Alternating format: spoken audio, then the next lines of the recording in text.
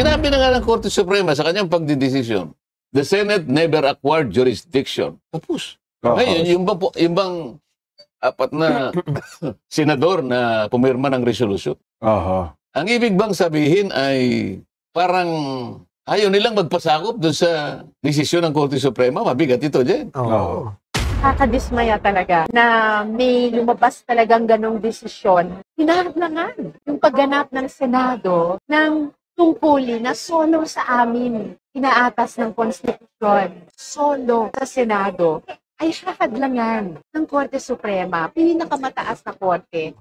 Sa totoo lang, Sen, parang gano'n ang gusto nila. Kasi hindi ko sisisihin yung tatlo. Pero yung isa, sa palagay ko, abogado yan. Baka, teka muna. Meron tayong mga canon of ethics and, sa mga abogado. Isang abogado, opo. Na kung ano ang desisyon ng Korte Suprema. Ano mang pagdidesisyon na ginawa ang Korte Suprema ay nagiging bahagi na ng ating legal system. Article 8 ng Civil Code. Basahin mo. Baka may pananagutan sila dyan. Pwede nga po. Makabalik. Sabi ko, mag-MR daw sila, Bakit ka ako? Sa palagay ba ninyo ako? Kapag nag-file sila ng motion for reconsideration, sa palagay nyo, merong isa na pumirma ron na i-reverse niya yung sarili niya? Kahit isa lang. Void ab initio. Unconstitutional. Sabi niya gano'n. The Senate never acquired jurisdiction over it. Immediately executory. Unanimous. Ang ibig sabihin nun sinasara lahat ang pintuan para ikaw ay gumawa pa ng motion for reconsideration. Sabi ko, kung practicing lawyer ka, alam mo na. Sinabi ko na naririnig naman ng mga abogado dun. Kung ikaw ay isang practicing lawyer, isinara hindi lang pinto, pati bintana, isinara na para gumawa ka pa ng anumang aksyon, para humabol ka pa. Doon sa desisyon na yun. Isipin mo. Magandang araw po sa inyo lahat mga kababayan. Kamusta po kayong lahat? Saang banda ko po kayo naroon, sana'y nasa mabuti po kayong kalagayan. Lalong-lalo na po sa ating mga kababayang OFW, sa iba't ibang panig ng mundo, saludo po kami sa inyo, sa inyong sipag, tatag at determinasyon para sa inyong pamilya at para sa bayan. At ito na nga mga kababayan, pag-usapan po natin itong kaugnay pa rin po ito ng impeachment case laban dito kay Vice President Sara Duterte. Ito nga po at sa kabila ng nilabas na desisyon ng Korte Suprema na hindi na dapat ituloy ang paglilitis patungkol nga po dito sa impeachment na ito, may apat na senador na nais pa rin ituloy sa kabila nga po ng desisyon na ito ng Korte Suprema. At sa tingin nga po ni Congressman Marcoleta ay mukhang magkakaproblema kung sakaling ipipilit nila ito. Pero kung sa numero lang ang titingnan natin mga kababayan, sa tingin natin kung magkakabotohan talagang hindi na ito matutuloy. Dahil sa tingin natin mas marami yung sang-ayon doon sa naging desisyon ng Korte Suprema. Dahil sabi nga ng ilang senador, kung hindi nila susundin ang Korte Suprema, ano pa kaya yung mga pangkaraniwang mamamayan? Kung sila mismo na gumagawa ng batas, ay hindi susunod doon sa pinakamataas na tagapagpatupad ng batas, ano pang mangyayari sa atin? Kaya tama lang sa tingin natin, tama lang na madismiss itong impeachment na ito. At kung talagang sila ay may matibay na ebidensya laban kay Vice President Sara, kung meron talaga, pwede naman sila mag-file sa sunod na taon. Sabi naman ng Korte Suprema, pwede naman sila mag-file. Yun nga lang ngayon, dahil nga napag-desisyonan na nila na may nalabag nga dun sa rules na kanilang ginawa, kailangang ipagpaliban. At yun nga yung tinutumbok dito ni Senator Marcoleta. At saka alam naman natin itong mga nagsusulong na ito na matuloy yung impeachment kahit sa mababang kapulungan at saka dito sa Senado talagang simula pa lang Pangulong Duterte pa lang talagang ayaw na nila.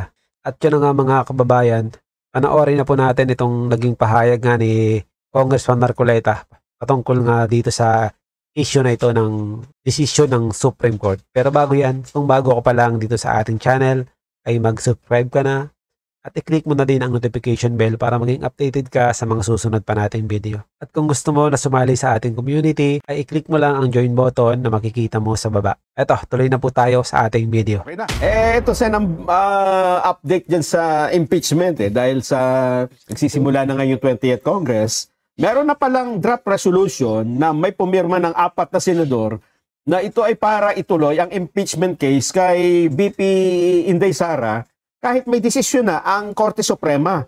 Ang apat na ito ay sina Senador Risa Ontiveros, Francis Pangilinan, Tito Soto, at Bam Aquino. At sila ay umaasang may iba pang pipirma para masimulan daw po ang impeachment. May petsang iniligay eh. August 6 ang itinakdang araw para talakayin ito sa open plenary session kung anong gagawin sa impeachment complaint. Sen. Ay, hindi ko maintindihan yan, Jen, Nelson. Dahil ibig bang sabihin kung may pumirmang 4 o kaya may nakakuha pang 4, 8 o nakakuha ng 10 halimbawa. Ibig bang sabihin nun ay mapapahinuhod nila ang Korte Suprema na ituloy ang impeachment? Yan ba yung kanilang panukala o yun ang direksyon ba na tinatahak ng resolusyon? Bagamat, hindi ko pa nababasa yung resolusyon nila. Kasi, nung kami nag-caucus, napag-usapan namin na mukhang klarong-klaro naman yung desisyon ng Korte Suprema. Medyo matatag at saka walang paligoy-ligoy. Sinabi niya, ang impeachment complaint is void ab initio. Yun. Ang ibig sabihin, mali ito sa umpisa pa lang. Unconstitutional. And the Senate never acquired jurisdiction. Ibig ba sabihin, Nelson, Jen, babaliwalain mo ba yung desisyon na yun? Unanimous decision ng Supreme Court? Unanimous. Opo. 13 pumirma, isa yung wala ron, isa yung hindi nakaboto. Pero unanimous sapagkat yung hindi bumoto at saka wala doon, hindi naman nag-submit ng dissenting opinion. Hindi tumutol. Kasi kapag hindi ka nag-submit ng dissenting opinion, mananatiling unanimous. Ayun.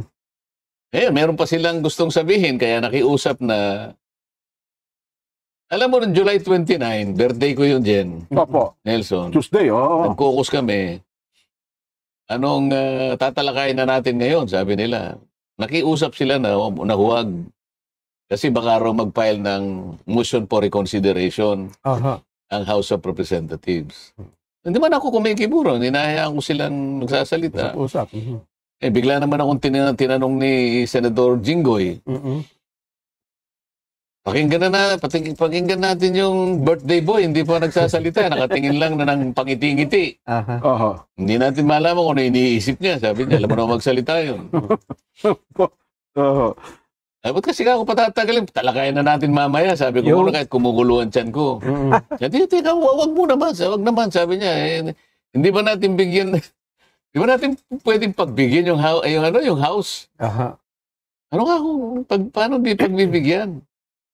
Magpapile daw sila ng ng motion for reconsideration.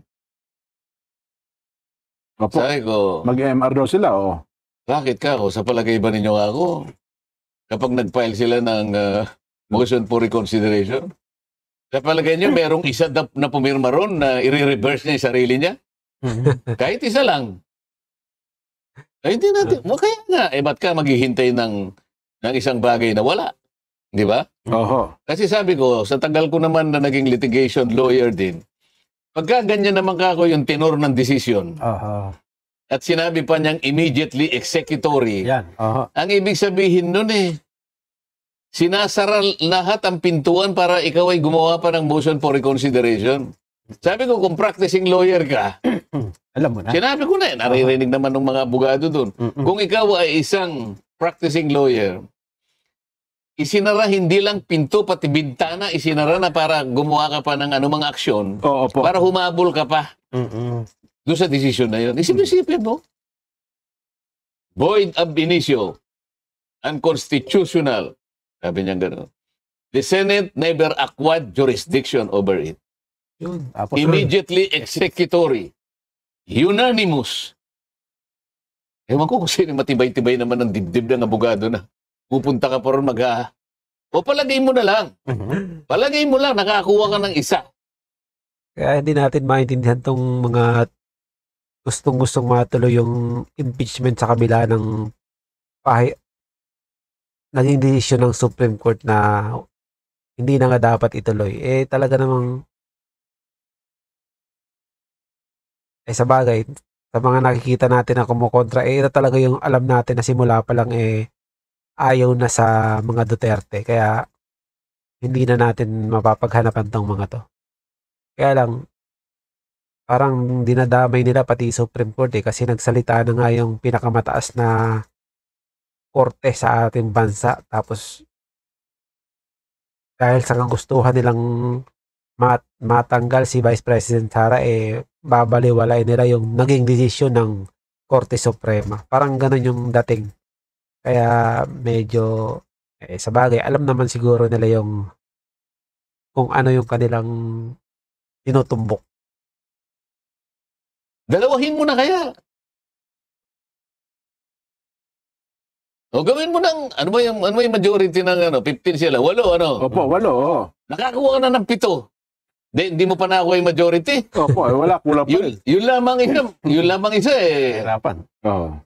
yun lamang isa baka mabigat yun. Totoo nga. Sino sa kanila ang i-reverse niya yung sarili niya sa harap ng kanilang pagkakasundo? Isipin mo, bawat isa sa kanila, isa yung kaisipan. Nakita nila Totoo po. O nakakuha ka ng 7, halimbawa, marireverse. Hindi. Hindi pa rin, oh. Para ma-reverse mo yun, 8 makukuha mo. Isa nga, hirap ka na Oo. Ano pa hihintay na? Nag-speculate naman kayo. Hindi ka, kaya na pagbigyan mo na. Ganun ba? Pagbigyan mo na. Opo. O sige.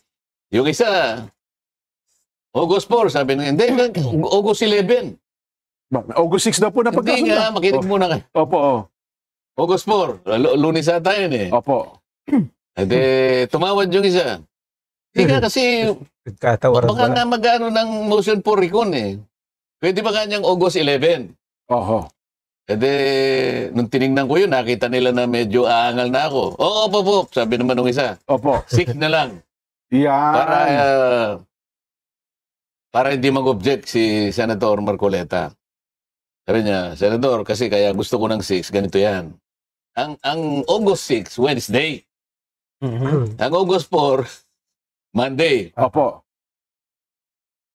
Kung babanatan natin ang August 6, siyempre, debate ito Oho, nako. Oh, Magkakasamaan tayo rito ng law. Magkakainitan tayo rito Opo. Kinabukasan. Baka magkasakitan ng loob tayo rito Kinabukasan kanya, walang pasok, Oo. Huwebes, Biyernes, Pahinga mo na. Sabado, Linggo, Wala na, humupa na. cooling off period. Ayun. Sige, sabi ko, papayag ako hindi dahil sa inihintay ninyong mag-file ng motion for reconsideration. Mas gusto ko yung sinabi niya na cooling off period. Kaya napunta ng August 6. Ayun. Yan ang tunay na pangyayari dyan. Yun pala. Baka matayo ko sabihin ito dahil kukus kasi naman yung isa doon, akalain mo nagpa-interview, binanggit niya, kanina nga kanya, kung di ko napigilan, kung di ako namin napigilan gusto niya, i-dismiss niya naman kanina kanyang Alam na natin. yung July 29. Aha. Nakiusap kami. Hindi niya dapat binanggit kung Ayun. Oho. sana man lang tayo, hindi tayo nagbabanggit ng pangalan dahil hindi niya nagbanggit ng pangalan. Opo. Dapat walang ganun. Oo. So yan ang tunay na pangyayari dyan. Kasi naman, Sen, ako, meron na kasi mga taong nagpapalakas ng loob na, Sen, no? Dati po, retired associate justice, Taga-Supreme yun. Court po sa dati, na kung ano-anong kinakatyon. Sabi nga namin ni Nelson, sige, tanggapin na natin, halimbawa, hindi siya retired. At halimbawa, nandun siya, miyembro siya ng Korte Suprema ngayon. Bumoto siya ng kontra doon sa kung sila 13, 14 man, hindi pa rin maninaig yung kanyang gusto, di ba, Sen? Kung isa lamang siya sa tumutol at 14 pa rin. Wala nga kumontra, unanimous nga. Itong ngayon Walang kumontra, unanimous. Merong hindi bumoto, hindi ko alam kung ano yung Kayang dahilan. Opo. dahilan. Opo. Yung isa naman wala dito, kaya dalawa yung wala. Oho. Kaya lang kahit hindi ka bumoto, basta nandun ka, o kaya nag-participate siya kahit nasumlang, Opo. pwede siyang mag-file ng dissenting opinion. Ayun, opo. So, ibig sabihin, hindi siya magiging unanimous kasi nag-file siya. May dissenting opinion. Oo, pag hindi ka nag-file, unanimous pa rin yun. Ayun. Kaya kung... Ang kaso dito, Jen, Oo. merong may dissenting opinion, kaya lang retired justice na. Yun ang pinagiging mutok na marami. Pasensya na po kayo, retired associate justice na po, nag-dissenting opinion, na hindi po niya matanggap ang desisyon ng majority ng kataas-taasang hukuman. Alam mo, Jen, Opo. siyempre, may magre-retire eh. Opo naman. Kasi merong retirable age naman sa ating kataas-taasang hukuman. Yung high court natin, parang hanggang 70 yata dyan, ano? Kung tama ako. So, pagka magse-70 ka na, sayang mo sa gusto, ikaw ay Retire. magre-retire. Di ba? Ngayon, hindi ka naman binabawalan na magpahayag ng sarili mong opinyon. Lalo na nga yung mga iginagalang dati dyan, sapagkat yung iba riyan, naging Chief Justice pa ng ating kataas-taasang hukuman. Yung iba naman, mga senior justices ng kataas-taasang hukuman, na hanggang ngayon ay talagang kinukunan ng opinyon, sapagkat siyempre marami pa rin ang naniniwala na may kakayahan silang magpahayag ng kanilang sariling opinyon. Opo. Sapagkat importante namang usapin ito na kinabibilangan ng nating lahat, interesadong lahat sa magiging kaganapan ng isyong ito. Opo. Kaya lang, nakalimutan nila, Jen, isa na lang ang magsasalita yung Supreme Court eh. Opo. Binigyan ka na ng pagkakataon na magpahayag ng sarili, pero hindi magkakaroon ng impluwensya yan doon sa sinabi ng Korte Suprema ngayon. Yan nga. Hindi mababago yun dahil sa kung ikaw ay retired Chief Justice ka, nakapagbigay ka na ng opinion mo, okay na yun.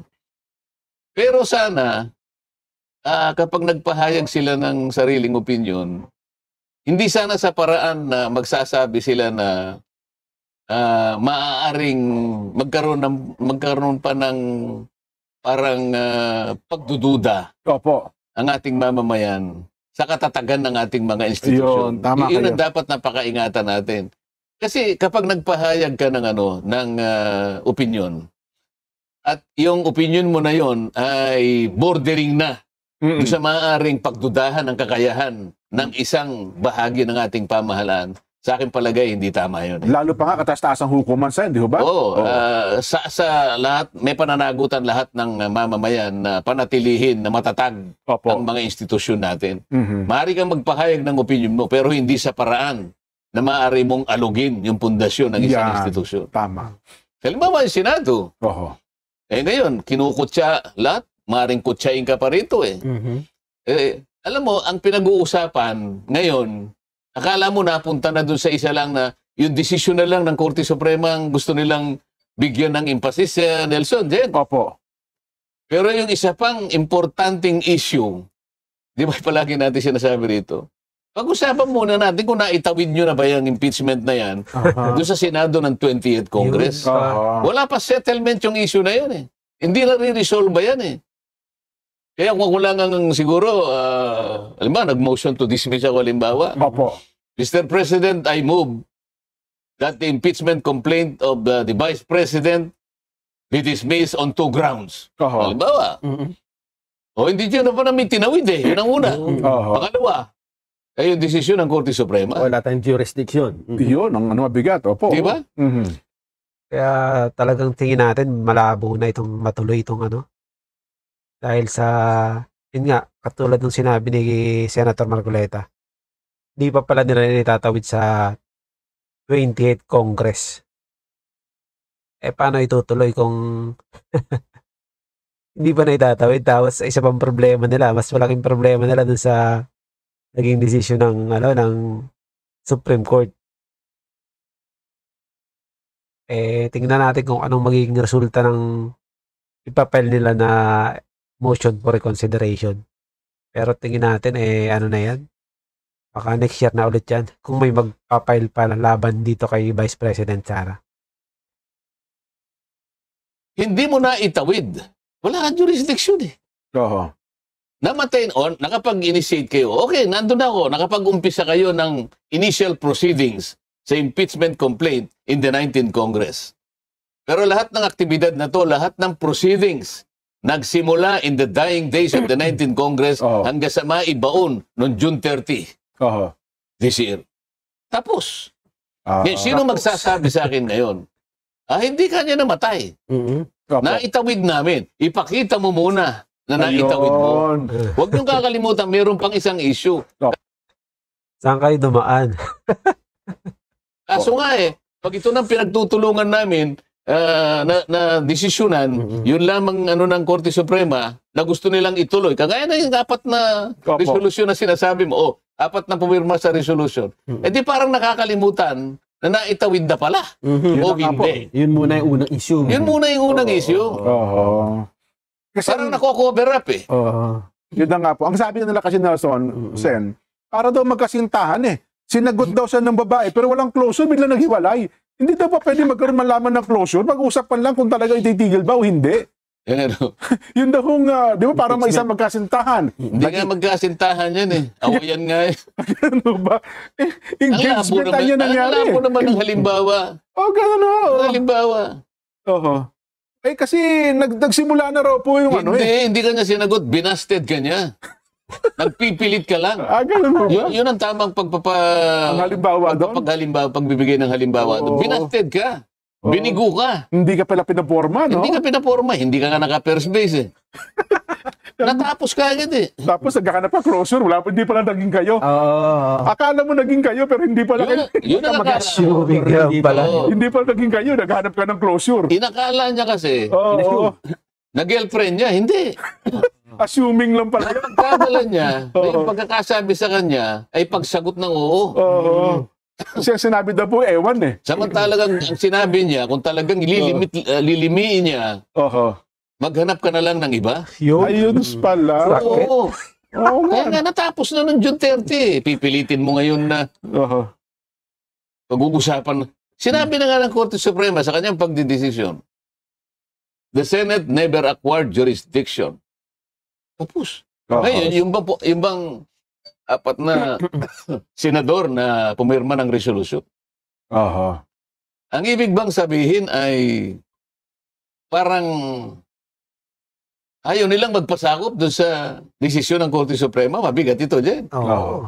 Sa totoo lang, Sen, parang gano'n ang gusto nila. Kasi hindi ko sisisihin yung tatlo. Pero yung isa, sa palagay ko, abogado yan. Baka, teka muna. Meron tayong mga canon of ethics and sa mga abogado. Isang abogado, na kung ano ang desisyon ng Korte Suprema. Ano mang pagdidesisyon na ginawa ang Korte Suprema ay nagiging bahagi na ng ating legal system. Jurisprudence Article 8 ng Civil Code. Basahin mo. Baka may pananagutan sila dyan. Pwede nga po. Balik